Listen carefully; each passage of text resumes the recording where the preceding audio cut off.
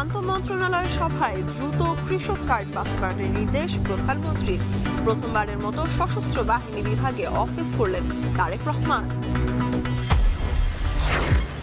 লটারিতে নয়, এসপিওসির বদলির যোগ্যতার ভিত্তিতে জানালেন স্বরাষ্ট্রমন্ত্রী।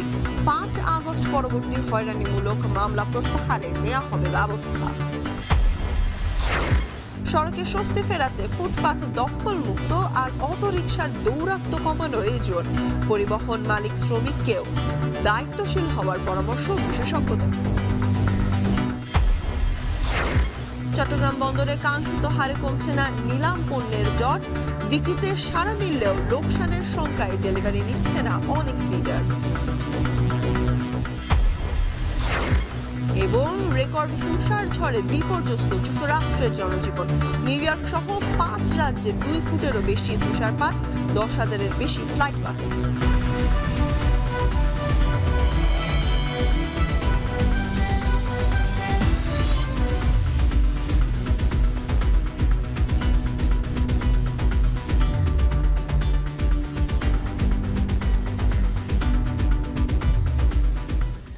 স্বাগত এখন বাণিজ্যে, আর আপনাদের সাথে আছি আমি সুলতানা স্বর্ণা। ফ্যামিলি কার্ডের পর এবার কৃষক কার্ড বাস্তবায়নের নির্দেশ দিয়েছেন প্রধানমন্ত্রী তারেক রহমান। সচিবালয়ে আন্তঃমন্ত্রণালয় সভায় এই নির্দেশনা দেন তিনি। এর আগে প্রথমবারের মতো সশস্ত্র বাহিনী বিভাগে অফিস করেন প্রধানমন্ত্রী।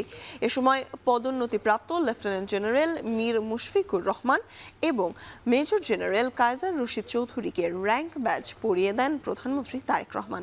হাসিব বিল্লার প্রতিবেদন। সরকার গঠনের পর একে একে অগ্রাধিকারের ভিত্তিতে ইশতেহারের বিষয়গুলো বাস্তবায়নের কাজ শুরু করেছে বিএনপি সরকার।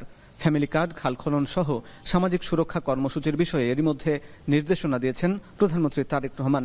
সেটি ধারাবাহিকতায় কৃষকদের সহায়তা দেওয়ার প্রতিশ্রুতি বাস্তবায়নে সোমবার সচিবালয়ে বসে আন্তঃমন্ত্রণালয় সভা। প্রধানমন্ত্রী তারেক রহমানের সভাপতিত্বে যোগ দেন অর্থ, কৃষি, ভূমিসহ সংশ্লিষ্ট মন্ত্রণালয়ের মন্ত্রী ও প্রতিমন্ত্রীরা। দুপুর 12টায় মন্ত্রিপরিষদ বিভাগের সম্মেলন কক্ষে শুরু হওয়া এই সভার বিষয় ডিজিটাল কৃষক কার্ড। বিএনপির ইশতেহার অনুযায়ী এই কার্ডের মাধ্যমে প্রান্তিক কৃষকের কাছে সরাসরি সরকারি প্রণোদনা, সার ও বীজের ভর্তুকি পৌঁছে দেয়া। বৈঠকের এক ফাঁকে বের হয়ে তথ্যমন্ত্রী বলেন, ফ্যামিলি কার্ডের মতোই পাইলট প্রকল্প হিসাবে কৃষক কার্ডের উদ্যোগ নেওয়া হচ্ছে। মূলত আমাদের যে প্রতিশ্রুতি কৃষক কার্ড দেয়া এবং কৃষক কার্ড দেওয়ার ক্ষেত্রে যে সংশ্লিষ্ট অন্যান্য বিষয়গুলি আছে সেই বিষয়গুলি নিয়ে আমরা আলাপ করছি। নীতিগতভাবে এটা আমাদের বহু আগেই সিদ্ধান্ত, আমরা বাস্তবায়নের জন্য আজকে প্রথম বৈঠক মাননীয় প্রধানমন্ত্রী করছেন। ইনশাল্লাহ যত দ্রুত সম্ভব আমরা ফ্যামিলি কার্ডের মতোই কৃষক কার্ডের পাইলট প্রজেক্ট শুরু হতে যাচ্ছে। এর আগে বেলা 12টায় প্রধানমন্ত্রীর সাথে সাক্ষাৎ করেন চীনের রাষ্ট্রদূত ইয়াওয়েন। প্রায় ঘণ্টাব্যাপী বৈঠকে দুই দেশের স্বার্থ সংশ্লিষ্ট বিষয়ে আলোচনা হয়। নিরঙ্কুশ সংখ্যাগরিষ্ঠতা নিয়ে সরকার গঠন করায় চীনা প্রেসিডেন্ট তারেক রহমানকে স্বাগত জানান। বৈঠক শেষে প্রধানমন্ত্রীর পররাষ্ট্র বিষয়ক উপদেষ্টা বলেন, বাংলাদেশ চীন সম্পর্ক এগিয়ে নিতে আলোচনা হয়েছে। ধারাবাহিকভাবে সবসময় একটা স্ট্রং সম্পর্ক। চায়না একজন একটা ইম্পর্টেন্ট স্ট্রং ডেভেলপমেন্ট পার্টনার বাংলাদেশের, তো সবসময় একটা সম্পর্ক বজায় রাখছেন এবং এই সম্পর্ক কীভাবে আরও জোরদার করা যায় এবং এটা নতুন মাত্রায় নিয়ে কাজ করা, বাংলাদেশের ডেভেলপমেন্ট নিয়ে কাজ করা, ওনাকে আমন্ত্রণ জানানো হয়েছে চায়না ভিজিটের সময়সূচি। ওইগুলা তো আর ঠিক হয়নি। এর আগে সশস্ত্র বাহিনী বিভাগের কার্যালয়ে পদোন্নতিপ্রাপ্ত লেফটেন্যান্ট জেনারেল মীর মুশফিকুর রহমান ও মেজর জেনারেল মোহাম্মদ কায়সার রশিদ চৌধুরীকে নতুন পদের র্যাঙ্ক ব্যাজ পরিয়ে দেন প্রধানমন্ত্রী। নবনিযুক্ত এই কর্মকর্তাদের উজ্জ্বল ভবিষ্যৎ কামনা করেন সরকার প্রধান। হাসিব বিল্লাহ, এখন, ঢাকা। লটারির মাধ্যমে পুলিশের রদবদল নয়, যোগ্যতার ভিত্তিতে বদলি করা হবে বলে জানিয়েছেন স্বরাষ্ট্রমন্ত্রী সালাউদ্দিন আহমেদ। সচিবালয়ে স্বরাষ্ট্র মন্ত্রণালয়ের সভা শেষে এক ব্রিফিংয়ে তিনি জানান, যে কোনোভাবে পুলিশের চেইন অফ কমান্ড বজায় রাখা হবে। এছাড়া রাজনৈতিক বিবেচনায় আগ্নেয়াস্ত্র লাইসেন্স বাতিল করা হবে।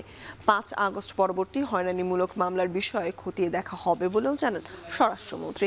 শাহাদাত অভ্রের প্রতিবেদনে বিস্তারিত। সোমবার স্বরাষ্ট্র মন্ত্রণালয়ের অধীনে 10টি অধিদপ্তরের ঊর্ধ্বতন কর্মকর্তাদের নিয়ে মন্ত্রণালয়ের সম্মেলন কক্ষে বৈঠক করেন স্বরাষ্ট্রমন্ত্রী সালাউদ্দিন আহমেদ। দীর্ঘ 3 ঘন্টার আলোচনায় পুলিশের রদবদল, মামলা বাণিজ্য, আগ্নেয়াস্ত্রের লাইসেন্স, পাসপোর্ট অফিসের ভোগান্তি সহ বেশ কিছু সিদ্ধান্ত নেওয়া হয়। পরে সাংবাদিকদের বিস্তারিত তুলে ধরেন স্বরাষ্ট্রমন্ত্রী। পুলিশের চেইন অফ কমান্ড মেনে চলার ওপর সাফ নির্দেশনা দেওয়া হয়। লটারি নয়, যোগ্যতা বিবেচনায় পুলিশের ওসি, এসপি বদলি ছাড়াও শূন্য পদে কনস্টেবল নিয়োগ দেবে সরকার। লটারির মাধ্যমে ওই ওসি এবং এসপি নিয়োগ হয়েছে বিভিন্ন জায়গায়। তো সেই জায়গাতে অনেক জায়গায় অনেক ক্ষেত্রে এমন হয়েছে যে যেখানে যার নিয়োগ হওয়ার কথা না বা হলে সার্ভিসটা দিতে পারবে না, এগুলো অনেক সময় যাচাই বাছাই করে নিয়োগটা দিতে হয় তার সার্ভিস রেকর্ড দেখে, এফিসিয়েন্সি দেখে, বড় ডিস্ট্রিক্ট ছোট ডিস্ট্রিক্ট এরকম বিবেচনায় নিয়ে, বা যে এক ডিস্ট্রিক্ট করেছে তাকে ওল্ড ডিস্ট্রিক্টে দেয়া যায়, এ সমস্ত কিছু বিবেচনা আছে, ক্রাইটেরিয়া আছে। 5ই আগস্টের পর হয়রানিমূলক মামলার অভিযোগ খতিয়ে দেখে পুলিশকে ব্যবস্থা নিতে নির্দেশনা দেন মন্ত্রী। হুঁশিয়ারি দিয়ে বলেন, রাজনৈতিক ব্যক্তি কিংবা দলের কেউ পুলিশের কাজে বাধা দিতে পারবে না।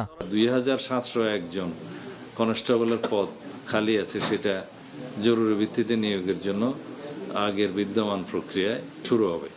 বেশ কিছু মামলা হয়েছে, এখানে কিছু সুবিধাবাদী শ্রেণীর মানুষ এগুলোর সুযোগে ভোগান্তি সৃষ্টির জন্য অনেককে আসামি করেছে, যারা সেখানে জড়িত থাকার প্রশ্নই আসে না। পুলিশের কাজে অবৈধভাবে কেউ হস্তক্ষেপ করতে পারবে না, এটা আমার কঠোর নির্দেশনা। রাজনৈতিক বিবেচনায় আগ্নেয়াস্ত্রের লাইসেন্স প্রাপ্তির বিষয়টি খতিয়ে দেখার কথাও জানান মন্ত্রী। বিগত ফ্যাসিবাদী সরকারের সময়ে যে সমস্ত আগ্নেয়াস্ত্রের লাইসেন্স ইস্যু করা হয়েছে, সেই আগ্নেয়াস্ত্রের লাইসেন্সগুলো আমরা আবার ভেরিফিকেশন করব, এটা যথাযথ হয়েছে কিনা। পাসপোর্ট সহ সরকারি সেবা প্রাপ্তিতে ভোগান্তি দূর করতে বেশ কিছু পরীক্ষামূলক ব্যবস্থা গ্রহণের সিদ্ধান্ত হয়েছে বৈঠকে। শাহাদাত অফরো, এখন, ঢাকা। বর্তমান সরকারের উপর যুক্তরাষ্ট্র, চীন, ভারত, ইইউ সহ বিশ্বের বিভিন্ন দেশের আস্থা রয়েছে। সবাই বাংলাদেশের সাথে ঘনিষ্ঠভাবে কাজ করতে চায়। বিভিন্ন দেশের রাষ্ট্রদূতের সঙ্গে বৈঠক শেষে এমন কথাই জানিয়েছেন পররাষ্ট্রমন্ত্রী ডক্টর খলিলুর রহমান। নাজমুস সাকিব জানাচ্ছেন বিস্তারিত। বিভিন্ন দেশের রাষ্ট্রদূতরা যখন নতুন সরকারের পররাষ্ট্র মন্ত্রণালয়ে এসে সৌজন্য সাক্ষাৎ ও বৈঠক করছেন, ঠিক তখন 10 দেশের রাষ্ট্রদূত সোমবার দ্বিতীয় দিনের মতো আসেন পররাষ্ট্রমন্ত্রী ডক্টর খলিলুর রহমান ও প্রতিমন্ত্রী শামা ওবায়দের সঙ্গে সৌজন্য সাক্ষাতে। সকালে সৌজন্য সাক্ষাতে আসেন মার্কিন রাষ্ট্রদূত ব্রেন্ট ক্রিস্টেনসেন। বেলা 11:30টার পর প্রথমে পররাষ্ট্র প্রতিমন্ত্রী শামা ওবায়দ ইসলাম এবং এরপর তিনি দেখা করেন পররাষ্ট্রমন্ত্রী ডক্টর খলিলুর রহমানের সাথে। এ সময় মন্ত্রীকে অভিনন্দন জানিয়ে দুদেশের একসাথে কাজ করার প্রত্যয় ব্যক্ত করেন তিনি। সামাজিক মাধ্যমে নিরাপদ, শক্তিশালী ও সমৃদ্ধ করতে বাংলাদেশ যুক্তরাষ্ট্র একসঙ্গে কাজ চালিয়ে যাওয়ার আশা ব্যক্ত করেন তিনি। এরপর ইউরোপীয় ইউনিয়নের মিশন প্রধান সহ 9টি সদস্য দেশের রাষ্ট্রদূত সৌজন্য সাক্ষাৎ করেন পররাষ্ট্রমন্ত্রী ও প্রতিমন্ত্রীর সাথে। সাক্ষাৎ শেষে বাংলাদেশের নতুন রাজনৈতিক সরকারের সাথে সম্পর্কের নতুন অধ্যায়ের সূচনা হবে বলে আশা প্রকাশ করেন ইউ রাষ্ট্রদূত মাইকেল মিলার। বিগত সরকারের সংস্কার কাজগুলো বর্তমান সরকার এগিয়ে নেবে বলেও আশা তার। So we are looking at this new government to continue with a series of reforms that were launched under the previous administration. We look forward to the putting in place of judicial reforms, of the commercial courts. পরে বিদেশি এসব কূটনীতিকদের সঙ্গে বৈঠক নিয়ে গণমাধ্যমে কথা বলেন পররাষ্ট্রমন্ত্রী ডক্টর খলিলুর রহমান। তিনি জানান, বৈঠকে বাংলাদেশের পররাষ্ট্রনীতি তুলে ধরা হয়েছে। আমরা বলেছি যে আমাদের মোটো হচ্ছে বাংলাদেশ ফার্স্ট, সবার উপরে বাংলাদেশ, এবং আমরা স্বাধীনতা, সার্বভৌমত্ব, পরস্পরের আভ্যন্তরীণ ব্যাপারে হস্তক্ষেপ না করার জানান, বর্তমান সরকারের ওপর মার্কিন, চীন, ভারত, ইউ সহ বিভিন্ন দেশের আস্থা রয়েছে। আমি যাদের সঙ্গে পর্যন্ত সাক্ষাৎ করেছি, সৌদি আরব, চীন, ভারত, পাকিস্তান, আমেরিকা যুক্তরাষ্ট্র এবং ইউরোপিয়ান ইউনিয়নের বেশ কয়েকজন রাষ্ট্রদূতের সাথে, তাদের মধ্যে আমি লক্ষ্য করেছি এই সরকারের প্রতি তাদের বিপুল আস্থা। দেশের স্বার্থ সুরক্ষিত রেখে বিভিন্ন দেশের সাথে চলমান ইস্যুগুলো সমাধানে বাংলাদেশ কাজ করবে বলেও জানান ডক্টর খলিলুর রহমান। নাজমুস সাকিব, এখন, ঢাকা। ঢাকা উত্তর ও দক্ষিণ সিটি সহ দেশের 6টি সিটি কর্পোরেশনে পূর্ণকালীন প্রশাসক নিয়োগ দিয়েছে সরকার। সোমবার ঢাকার 2 সিটি সহ নারায়ণগঞ্জ, গাজীপুর, খুলনা ও সিলেটে প্রশাসক নিয়োগের প্রজ্ঞাপন জারি করে স্থানীয় সরকার মন্ত্রণালয়। বিস্তারিত প্রতিবেদনে। 2024 সালের 5 আগস্ট আওয়ামী লীগ সরকার পতনের পর আত্মরক্ষায় গা ঢাকা দেয় দেশের সিটি কর্পোরেশনের মেয়র ও কাউন্সিলররা। এতে ব্যাহত হয় নাগরিক সেবা কার্যক্রম। তাদের শূন্যতা পূরণে অন্তর্বর্তী সরকার দেশের কয়েকটি সিটি কর্পোরেশনে প্রশাসক নিয়োগ দিয়ে 18 মাস ধরে কাজ চালিয়ে আসছিল, যদিও তাদের নিয়েছিল নানা অভিযোগ। বিএনপি সরকার শপথ নেওয়ার পরই স্থানীয় সরকার মন্ত্রী মির্জা ফখরুল ইসলাম আলমগীর জানান দ্রুত এই সিটি কর্পোরেশনগুলোতে প্রশাসক নিয়োগের কথা। সেই ধারাবাহিকতায় আজ ঢাকা 2 সিটি সহ দেশের 6টি সিটি কর্পোরেশনে প্রশাসক নিয়োগ দিয়ে প্রজ্ঞাপন জারি করে স্থানীয় সরকার মন্ত্রণালয়। শিগগিরই সিটি কর্পোরেশনগুলোতে নির্বাচন দেওয়া হবে বলে জানান স্থানীয় সরকার মন্ত্রী। স্থানীয় সরকার নির্বাচনের বিশেষ কত নিয়মকানুন আছে, সরকারি এবং যে প্রথাগুলো আছে সেগুলো কতগুলো মেয়াদ আছে, কতগুলো মেয়াদ শেষ হয়ে গেছে, সবগুলোকে এক জায়গায় নিয়ে এসে আমরা সরকারের তরফ থেকে একটা সঠিক সময়ে এই নির্বাচনগুলো দেওয়ার ব্যবস্থা আমরা করবো। তবে নিঃসন্দেহে এই নির্বাচনকে প্রাধান্য দেওয়া হবে। ঢাকা দক্ষিণ সিটি কর্পোরেশনে প্রশাসক হিসেবে নিয়োগ পেয়েছেন বিএনপি নেতা আব্দুস সালাম। ঢাকা উত্তরে দায়িত্ব পালন করবেন শফিকুল ইসলাম খান। ত্রয়োদশ জাতীয় সংসদ নির্বাচনে ঢাকা 15 আসনে জামায়াতের আমিরের কাছে পরাজিত হন তিনি। খুলনা সিটি কর্পোরেশনের বিএনপি নেতা নজরুল ইসলাম মঞ্জু, সিলেট সিটি কর্পোরেশনে আব্দুল কাইয়ুম চৌধুরী, নারায়ণগঞ্জে মোহাম্মদ সাখাওয়াত হোসেন খান এবং গাজীপুর সিটি কর্পোরেশনে নিয়োগ পেয়েছেন মোহাম্মদ শওকত হোসেন সরকার। এদিকে সিটি কর্পোরেশনগুলোতে প্রশাসক হিসেবে নিয়োগ পাওয়ার পর দায়িত্ব ও আস্থার সাথে কাজের প্রতিশ্রুতি দিলেন নবনিযুক্তরা।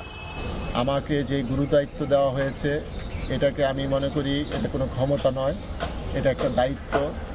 এই দায়িত্ব, এটা গুরুদায়িত্ব। এই দায়িত্ব অত্যন্ত পবিত্র দায়িত্ব। এই দায়িত্বকে আমি পবিত্রতার সাথেই পালন করব ইনশাল্লাহ।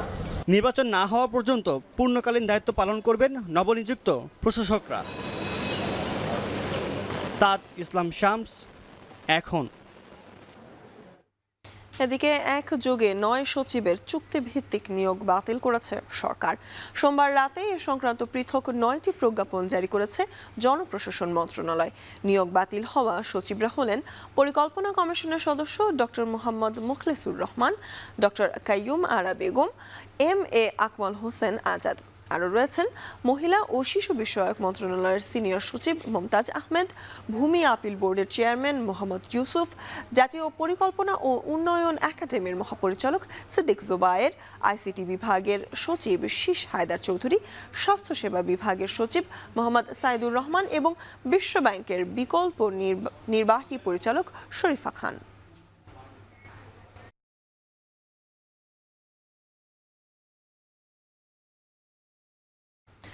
আসন্ন স্থানীয় সরকার নির্বাচনের প্রস্তুতি ও প্রশাসনিক কাজের গতিশীলতা বাড়াতে উপজেলা পর্যায়ে 112 নির্বাচনী কর্মকর্তাকে বদলি করেছে নির্বাচন কমিশন। সোমবার ইসির জনবল ব্যবস্থাপনা শাখার সহকারী সচিব মোহাম্মদ শহীদুর রহমান স্বাক্ষরিত চিঠিতে এই বিষয়ে নির্দেশনা দেওয়া হয়। বদলি করা কর্মকর্তাদের বিষয়ে কঠোর নির্দেশনার কথা জানিয়ে আগামী 1 মার্চের মধ্যে বর্তমান কর্মস্থল থেকে অবমুক্তের কথা বলা হয়। ইসি সচিবালয় এবং মাঠ পর্যায়ের জেলা ও উপজেলায় কর্মরত সহকারী সচিব পদমর্যাদার কর্মকর্তারা এর আওতায় রয়েছেন। সম্প্রতি অনুষ্ঠিত ত্রয়োদশ জাতীয় সংসদ নির্বাচন এবং গণভোটের পর এটি ইসির বড় ধরনের রদবদল।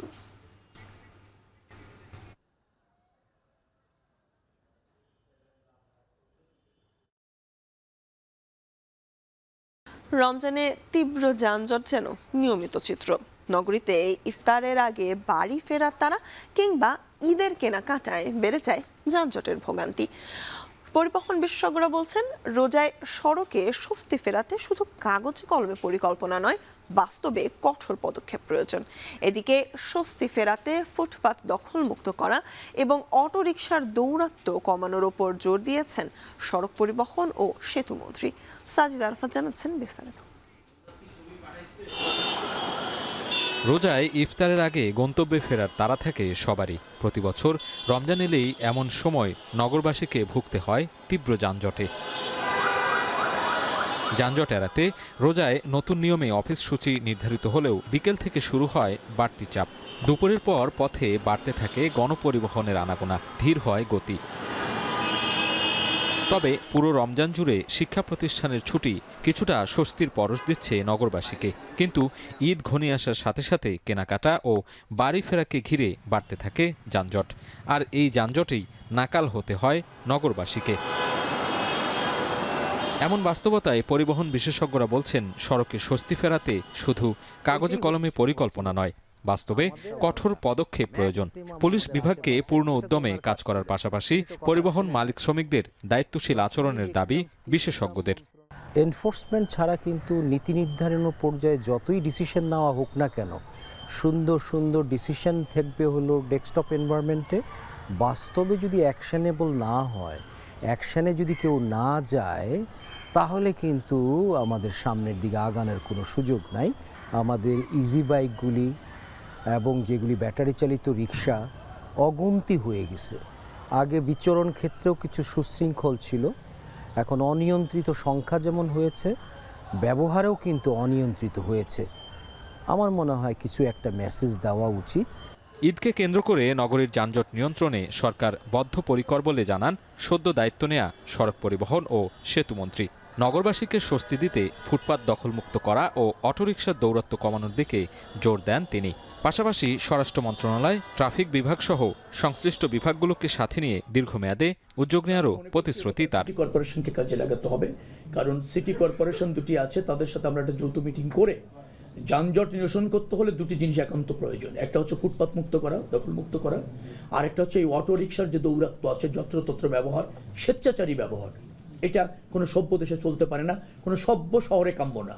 ট্রাফিক বিভাগ আছে, তারপর আপনার স্বরাষ্ট্র বিভাগও, মানে স্বরাষ্ট্র মন্ত্রণালয়ের ব্যাপারও আছে, কারণ আইন শৃঙ্খলা রক্ষাকারী বাহিনীকে এখানে ভূমিকা রাখতে হবে, এবং এটা রাজনৈতিক সদিচ্ছারও ব্যাপার এখানে আছে। নগরীর যানজট কমাতে গণপরিবহনকে সুশৃঙ্খল করার পাশাপাশি অবৈধ অটোরিকশা নিয়ন্ত্রণের উপরও জোর দেন পরিবহন সংশ্লিষ্টরা। সাজিদ আরাফাত, এখন, ঢাকা। ঈদকে সামনে রেখে পুরান ঢাকার ইসলামপুরের কাপড়ের পাইকারি বাজারে জমে উঠেছে বেচাকেনা। দেশের বিভিন্ন প্রান্ত থেকে প্রতিদিনই খুচরা ব্যবসায়ীরা আসছেন এই মার্কেটে।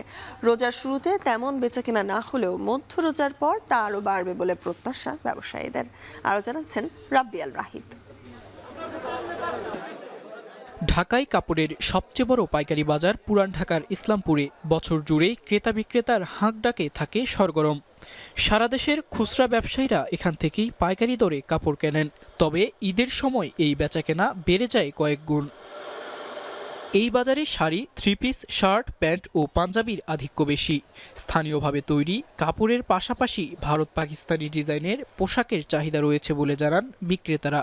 আমরা যেই ডিজাইনগুলো ক্রিয়েশন করি সেগুলো মোটামুটি পাকিস্তানি প্রোডাক্টগুলোর ক্রিয়েশনটা একটু ডিফারেন্ট হচ্ছে এবং কাস্টমার চুজ করতেছে। ঈদের সময় একটু ফ্যান্সি কোয়ালিটি, একটু ডিফারেন্ট প্যাটার্নগুলো চায় ভালো। মাল বেশি পাকিস্তানি মালই ঢুকছে, ইন্ডিয়ানও ঢুকছে আর কি, সমান সমান নিয়ে আসছে। কিন্তু আঙ্গো দোকানে ভাই পাকিস্তানি মাল বিক্রি করি, তো আঙ্গো পাকিস্তানি ইউজ পরিমাণের মাল ঢুকা হয়েছে। এবারের ঈদে ফ্যাশন ও ডিজাইনে এসেছে বৈচিত্র্য। দেশি বিদেশি বিভিন্ন ব্র্যান্ডের অনুকরণে তৈরি পোশাকের ডিজাইনে দৃষ্টি কাটছে ক্রেতাদের। তারা বলছেন, গত বছরের তুলনায় এবছর কাপড়ের দাম সামান্য বেড়েছে, তবে মান ভালো। কোয়ালিটিটা যদি ভালো হয় এটাই ম্যাটার করে। আমার টাকাটা কোথায় আমি খরচ করতেছি, ওই মানে কোয়ালিটির উপরে তো আমি খরচ করতেছি। ইন্ডিয়ান মাল বানাচ্ছেন 1800 থেকে 2000 টাকা, আর নর্মাল বাংলা যেগুলি আছে 800, 900, 1000 টাকা। মধ্য রমজান থেকে বিক্রির হার আরও বাড়বে বলে প্রত্যাশা বিক্রেতাদের। পর্যাপ্ত মাল আছে, ঘর ভরা মাল, কাস্টমার নাই, মানুষের অর্থনৈতিক অবস্থা ভালো না, যার জন্য আমাদের ব্যবসা বাণিজ্য অবস্থা খারাপ। বাজার একটু খারাপ, তো ওই জন্য মানে যে যা পারে তাদের মাল বিক্রি করে দিতেছে। পুরো রমজানের এই পাইকারি বাজারে বিক্রি কয়েক হাজার কোটি টাকা ছাড়িয়ে যাবে বলে আশা ব্যবসায়ী মালিক সমিতির। রাব্বি আল রাহিদ, এখন, ঢাকা। এদিকে ঈদ আসতে এখনো 3 সপ্তাহ বাকি থাকলেও বাজারে ঈদের পণ্যের বিক্রি বেড়েছে। এ নিয়ে আরো জানাতে কারওয়ান বাজার থেকে আমাদের সাথে যুক্ত হচ্ছেন ইমদাদুল আজাদ। ইমাদ, যদি জানাতেন কোন কোন পণ্যের দাম কেমন এবং বিক্রেতারা কি বলছেন? স্বর্ণা, আমরা এখন কারওয়ান বাজারে আছি।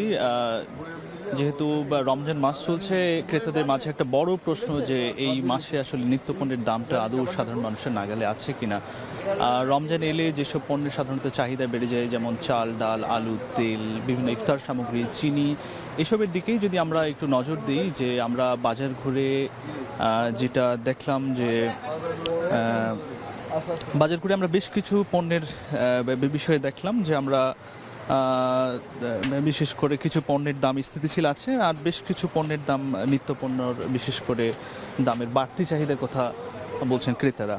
আমরা যেটা দেখলাম যে বাজারে বর্তমানে মোটা চাল কারওয়ান বাজারে বিক্রি হচ্ছে 55 থেকে 56 টাকার মধ্যে, আটাশ চালও একই দামে বিক্রি হচ্ছে, মিনিকেট চাল 75 থেকে 77 টাকা, পোলাওয়ের চাল যেটা 140 থেকে 148 টাকা। বিক্রেতারা চালের ক্ষেত্রে যেটি বলছেন যে সরবরাহের সংকট না থাকলেও মিলগেট পর্যায়ে দামের যে একটা প্রভাব, সেই দামের প্রভাবটা খুচরা বাজারেও পড়ছে। একই ক্ষেত্রে আমরা যদি ডালের ক্ষেত্রে আসি, যে মসুর ডাল এবং ছোলার দামও কেজি প্রতি কয়েক টাকা বেড়েছে এই রমজানে। আর এই ছোলা বিক্রি হচ্ছে 90 টাকা, মসুর ডাল বিক্রি হচ্ছে 170 টাকা। এরপরে যদি আমরা যাই যে ইফতারের অপরিহার্য আরেকটা পণ্য খেজুরের দিকে সবাই নজর দিচ্ছে। বাজারের এখন বিভিন্ন ধরনের আমদানি করা এবং দেশি খেজুর পাওয়া যাচ্ছে। মান এবং জাত ভেদে খেজুরের দামটা যদি আমরা বলি যে 220 থেকে 1400 টাকার মধ্যে বিভিন্ন জাতের খেজুর পাওয়া যাচ্ছে। এর মধ্যে জাহিদি খেজুর 220 টাকা, এটা সর্বনিম্ন দামে, এবং কালমি খেজুর 700 টাকা, দাবাস 480 টাকা, মরিয়ম 1050 থেকে 1200 টাকার মধ্যে এই খেজুরগুলো পাওয়া যাচ্ছে। নিম্ন এবং মধ্যবিত্ত মানুষের, মধ্য আয়ের মানুষের জন্য ভালো মানের খেজুর কেনা এখন কষ্টসাধ্য হয়ে যাচ্ছে বলেই তারা আসলে বলছেন। এরপরে যদি আমরা সবজির বাজারেও আমরা আসলে মোটামুটি মিশ্র চিত্রই দেখলাম। বাজারে কিছু সবজির পণ্যের দাম স্থিতিশীল থাকলেও কিছু সবজি যেগুলোর চাহিদা রমজানে বেশি, যেমন শসা, বেগুন সহ বেশ কিছু পণ্যের দাম কিছুটা বাড়তি লক্ষ্য করা যাচ্ছে। স্বর্ণা, কারওয়ান বাজার থেকে এই ছিল আমার কাছে সর্বশেষ। বাজার পরিস্থিতি জানাচ্ছিলেন সহকর্মী ইমাদুল আজাদ। দেশের সবচেয়ে মজবুত আরএফএল ল্যাডার, যা 6061 গ্রেড অ্যালুমিনিয়ামে তৈরি। শক্তিশালী এমএস ক্রসবার নিশ্চিত করে সর্বোচ্চ নিরাপত্তা। RFL ladder. বিশেষ নিলামে পণ্য বিক্রিতে ব্যাপক সাড়া পেলেও সর্বোচ্চ দরদাতার তালিকা প্রকাশ ও অনুমোদনে দেরির কারণে লোকসানের আশঙ্কায় পণ্য ডেলিভারি নিচ্ছেন না অনেক বিডার। এতে বারবার নিলাম আয়োজনের চক্রেই ঘুরপাক খাচ্ছে চট্টগ্রাম কাস্টমস কর্তৃপক্ষ। ফলে বন্দরে কাঙ্ক্ষিত হারে কমছে না নিলাম পণ্যের জট। বিস্তারিত হাজিরা শিউলির প্রতিবেদনে। জাতীয় রাজস্ব বোর্ডের স্থায়ী ও বিশেষ আদেশ অনুসারে বর্তমানে নিলাম করছে চট্টগ্রাম কাস্টমস হাউজ। স্থায়ী আদেশ অনুসারে প্রথম নিলামে পণ্যের ভিত্তিমূল্যের 60% দরে বিক্রির বাধ্যবাধকতা থাকায় এই দর না উঠলে করতে হয় একাধিক নিলাম। চট্টগ্রাম বন্দরে বছরের পর বছর পড়ে থাকা পণ্যের জট কমাতে 2024 সাল পর্যন্ত পুরনো পণ্য নিলামে দ্রুত বিক্রির জন্য গেল বছরের 14 মে বিশেষ আদেশ জারি করে এনবিআর। এতে প্রথম নিলামে কোনো ভিত্তিমূল্য ছাড়া সর্বোচ্চ দরদাতার কাছে পণ্য বিক্রির বিধান করায় নিলামে গতি আসে। সারা দেশ থেকে বিডাররা অনলাইনে নিলামে অংশ নিলেও একটি বড় অংশই যথাসময়ে পণ্য ডেলিভারি না নেওয়ায় জামানতের টাকা খোয়ান। 2025 সালে নিলামে কেনা প্রায় 700 কন্টেইনার খালাস করেনি বিডাররা। আর 2026 সালের 2 মাসে পণ্য ডেলিভারি না নেওয়ায় বিডাররা জামানত হারিয়েছেন প্রায় 80 লাখ টাকা। নিলাম কার্যক্রমে একটা দীর্ঘসূত্রতা তৈরি হয়। বিডার যদি প্রথম নিলামে নিয়ে নিতেন তাহলে কিন্তু আমাদের ওইটা আবার পুনরায় নিলাম দিতে হতো না। আর এখন ই অকশন সম্পূর্ণ করতে মিনিমাম 1.5 থেকে 2 মাস আবার এটা লাইভ বা অন্যান্য কার্যক্রম শেষ করতে সময় লাগে। সেক্ষেত্রে একটা আমাদের দীর্ঘসূত্রতা তৈরি হয়। দ্বিতীয় আরেকটা যেটা সমস্যা হয় বা আশঙ্কা তৈরি হয় যে প্রথম নিলামে যে পরিমাণ দর পাওয়া গেছে দ্বিতীয় নিলামে এই পরিমাণ দর না উঠতে পারে। প্রশ্ন ওঠে জামানতের টাকা হারালেও কেন পণ্য ডেলিভারি নিতে অনীহা। বিডারদের অভিযোগ বেশিরভাগ সময় পণ্য দেখার সুযোগ হয় না, ফলে অনুমানের উপর ভিত্তি করে অনেক বেশি দর অফার করে বড় ধরনের লোকসানে পড়ে তারা। আছে অনুমোদন সংক্রান্ত জটিলতা ও দেরিতে ডেলিভারি সহ হয়রানির নানা অভিযোগ। কন্টেনারের ভিতরে আমাদেরকে তো কায়িক পরীক্ষা করে তো মালটা দিছে, তো এরা আমাদেরকে কায়িক পরীক্ষা ভালোভাবে করে সব কিছু লিখে আমাদেরকে দিলে আমাদের জন্য ভালো হয়। মুখেরটা দেখে আইডিয়া করে বিট করি, পরবর্তী যখন সময় আমি পাচ্ছি আপনিও সময় ক্ষেপণ করতেছেন, যখন বাস্তবতা হয়ে যায় তখন মালের সাথে দেখছি যে ওইটার সাথে মিলতেছে না, কি আর করা। মালটা যদি আমি যথাসময়ে পাইতাম, তুললে যে টাকাটা লস হইতো এখন দেরি হওয়াতে তার ডবল হবে। এদিকে বিডাররা পণ্য ডেলিভারি না নেয়ায় বারবার নিলাম আয়োজনের বিড়ম্বনা থেকে মুক্তি মিলছে না কাস্টমস কর্তৃপক্ষের। এতে বন্দরে কন্টেনার জটের পাশাপাশি রাজস্ব হারাচ্ছে সরকার। প্রচুর পরিমাণ নিলামযোগ্য কন্টেনার ছিল, যেটা ডিসপোজ করার জন্য আমাদের এনবিআর থেকে বিশেষ আদেশ করে দেওয়া হয়েছে এবং সেই আদেশ মোতাবেক আমাদের কিন্তু প্রতি মাসে প্রায় 200 থেকে 250 কন্টেনার নিলাম দিচ্ছি। তো তার ভিতরে একটি বড় অংশই বিক্রয় করতে পারছি, কিন্তু বিক্রয় করার পরও দেখা যায় নির্দিষ্ট সময়ের ভিতরে বিডাররা আবার ডেলিভারি নিচ্ছেন না, যার কারণে আমাদের ওই যে লটগুলো আমাদের ডেলিভারি নেওয়া হয় না, সেগুলো কিন্তু আমাদের আবার পুনরায় নিলামে তুলতে হয়। 2025 সালে নিলাম থেকে 127 কোটি 66 লাখ টাকা রাজস্ব আয় করে চট্টগ্রাম কাস্টমস হাউজ। আর চলতি বছরের 22 ফেব্রুয়ারি পর্যন্ত 2 মাসের নিলাম থেকে রাজস্ব আসে 63 কোটি 66 লাখ টাকা। এখনও বন্দরে নিলামের অপেক্ষায় কন্টেইনার আছে প্রায় 10,000। হাজেরা শিউলি, এখন চট্টগ্রাম। কুমিল্লার দাউদকান্দিতে গ্যাস সিলিন্ডারের লিকেজের এবং বিস্ফোরণ থেকে নারী ও শিশুসহ একই পরিবারের 4 জন দগ্ধ হয়েছেন। মঙ্গলবার ভোরে এই বিস্ফোরণের ঘটনা ঘটে। দগ্ধরা হলেন মনোয়ারা বেগম, জিল হক, উম্মে হুমায়রা ও শিশু হুররাম। পরে সকাল 6টার দিকে দগ্ধ অবস্থায় তাদের জাতীয় বার্ন ও প্লাস্টিক সার্জারি ইনস্টিটিউটে নিয়ে আসা হয়। দগ্ধদের মধ্যে মনোয়ারা বেগমের শরীরে 2/3, জিল হকের শরীরে 54%, উম্মে হুমায়রার শরীরে 65% এবং শিশু হুররামের শরীরে 6% দগ্ধ হয়েছে। এদিকে এদের মধ্যে জিল হক ও হুমায়রার দগ্ধের পরিমাণ বেশি হওয়ায় তাদের অবস্থা আশঙ্কাজনক বলে জানিয়েছেন চিকিৎসক।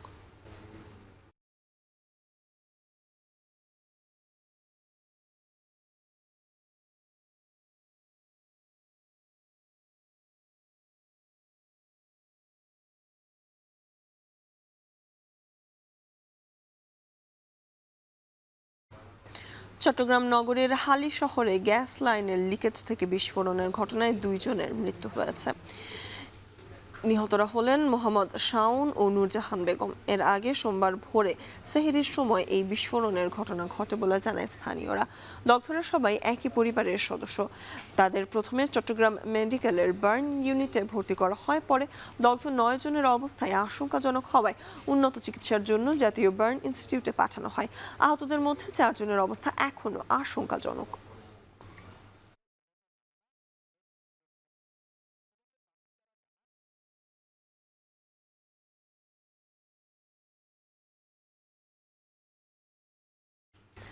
নওগাঁয় গাছে গাছে শোভা পাচ্ছে আমের মুকুল। পরিচর্যায় ব্যস্ত সময় পার করছেন বাগান মালিকরা। এবছর আবহাওয়া অনুকূলে থাকায় ভালো আম উৎপাদনের আশা চাষিদের। এ নিয়ে আরও জানাতে সদর উপজেলার ভবানীগাতি গ্রাম থেকে আমাদের সাথে যুক্ত হয়েছেন সহকর্মী আব্বাস আলী। আব্বাস, চলতি বছরে আমের উৎপাদন নিয়ে কি বলছেন চাষিরা?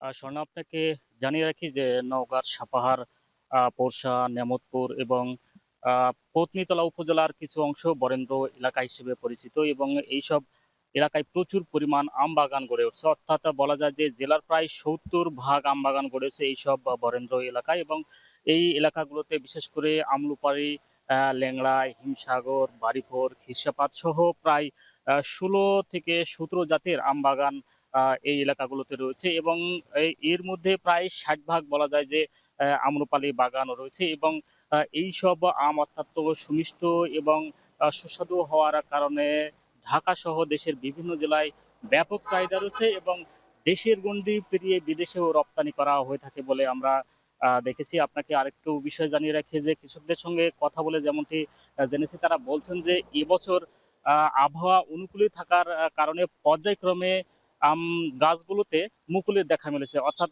গত বছর যেমন একসঙ্গে আম গাছগুলোতে আমের মুকুল দেখা দিয়েছিল, যার কারণে আসলে বলা যায় যে সারা দেশেই প্রায় আম বাজারে ওঠার কারণে পর্যাপ্ত দাম তারা পাচ্ছিলেন না। তবে এই বছর পর্যায়ক্রমে গাছে মুকুল আসার কারণে আমও পর্যায়ক্রমে বাজারে আসবে বলে কৃষকরা জানিয়েছেন, যার কারণে আসলে তারা ভালো লাভ করবেন বলে জানিয়েছেন। অর্থাৎ মৌসুমের শুরু থেকেই তারা 2000 টাকা মন আম বিক্রি করবেন বলে আশা করছেন, যেহেতু আম গাছগুলোতে প্রচুর পরিমাণ মুকুল রয়েছে এবং এই মুকুলের পরিচর্যায় তারা ব্যস্ত সময় পার করছেন। বিশেষ করে এই মুকুল পচানি রোগ রক্ষায় তারা কীটনাশক স্প্রে করছেন এবং বাগানের যে মাটি রয়েছে সেখানে আসলে তারা সেচ প্রয়োগ করছে, যার কারণে তারা এখন ব্যস্ত সময় পার করছেন।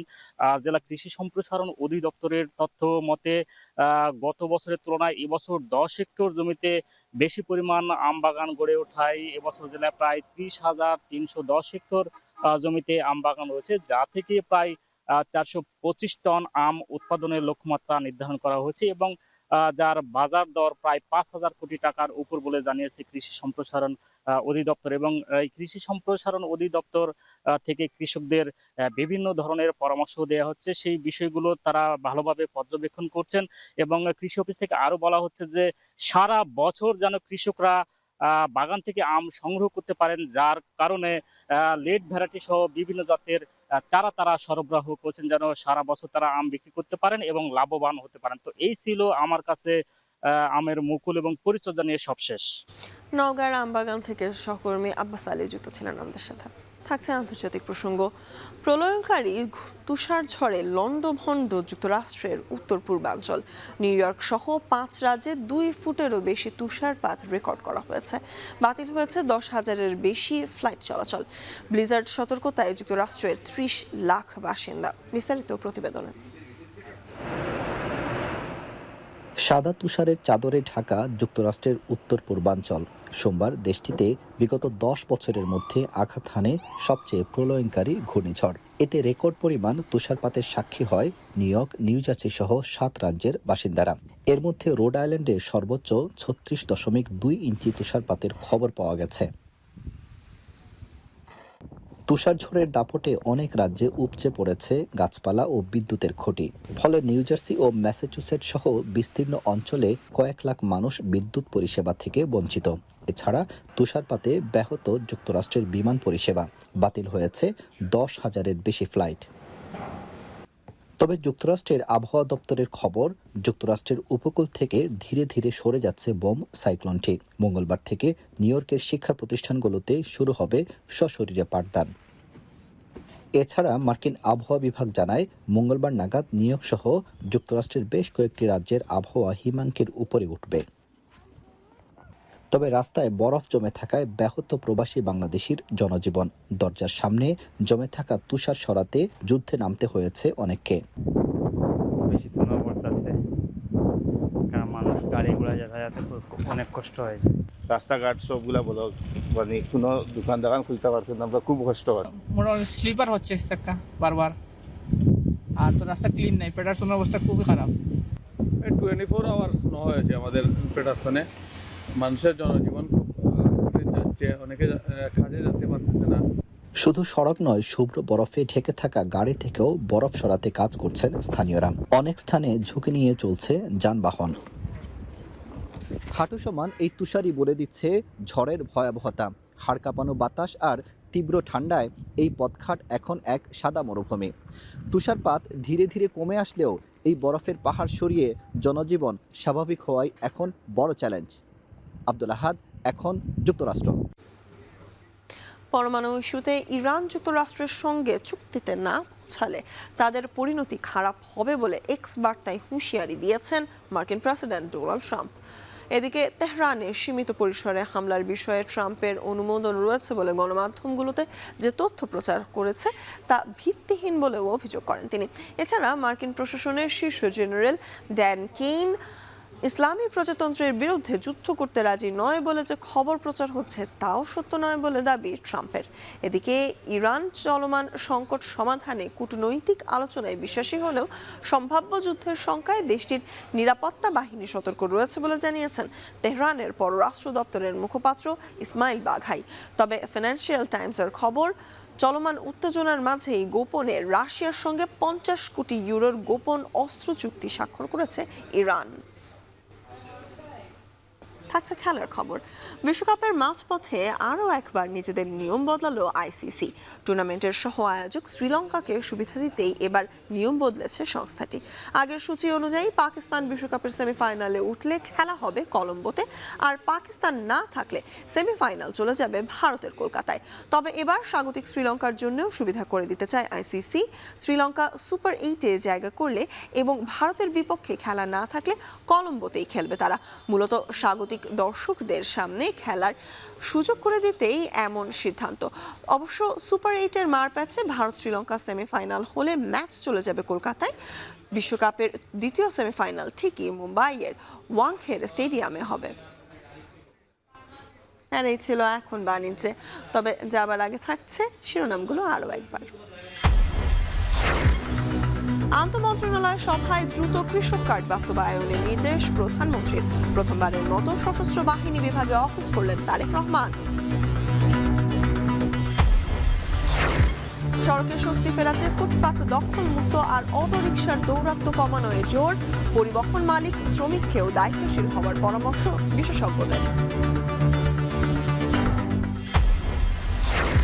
চট্টগ্রাম বন্দরে কাঙ্ক্ষিত হারে মিলছে না নিলাম পণ্যের জট। বিক্রিতে সাড়া মিললেও লোকসানের সংখ্যায় ডেলিভারি নিচ্ছে না অনেক লিটার। এবং রেকর্ড তুষার ঝড়ে বিপর্যস্ত যুক্তরাষ্ট্রের জনজীবন। নিউ ইয়র্ক সহ 5 রাজ্যে 2 ফুটেরও বেশি তুষারপাত, 10,000-এর বেশি ফ্লাইট বাতিল। কুমিল্লায় গ্যাস লিকেজ থেকে ভবনে বিস্ফোরণে দগ্ধ 4, নেওয়া হয়েছে জাতীয় বার্ন ইনস্টিটিউটে। চট্টগ্রামে দগ্ধ 8 জনের মধ্যে 2 জনের মৃত্যু, চিকিৎসাধীন 7। আর এই ছিল এখন বাণিজ্যে।